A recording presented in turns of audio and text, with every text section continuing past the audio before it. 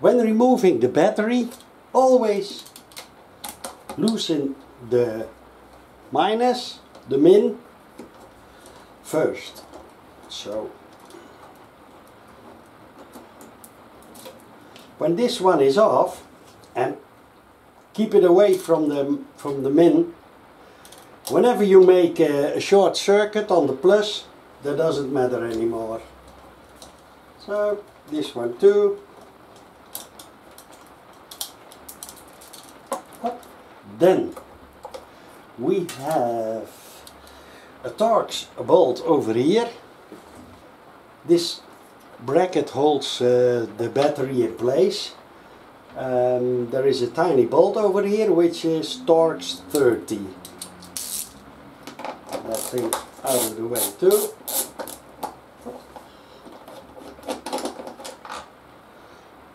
See? Now we can lift this one, put it out of the way. Now we can lift the battery out.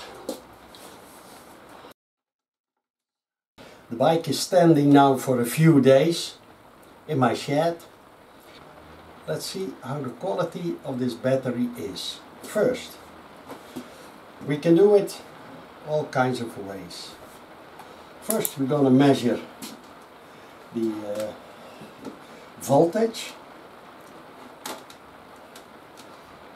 Positive minus, it's 12.83, which is good. Then I have another machine. It's a digital battery tester. It's a cheap tool, but it works good.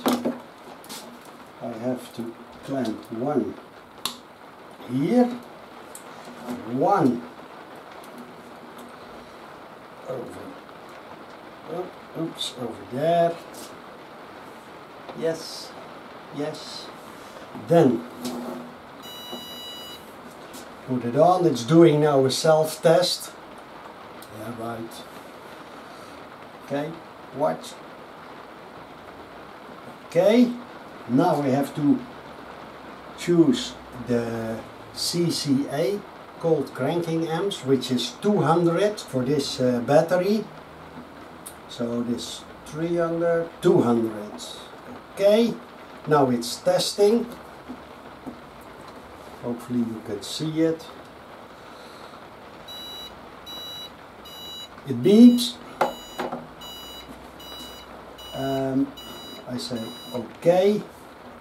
He says the charge is 100%, which is good. And the inner resistance is 10.85 milliohms,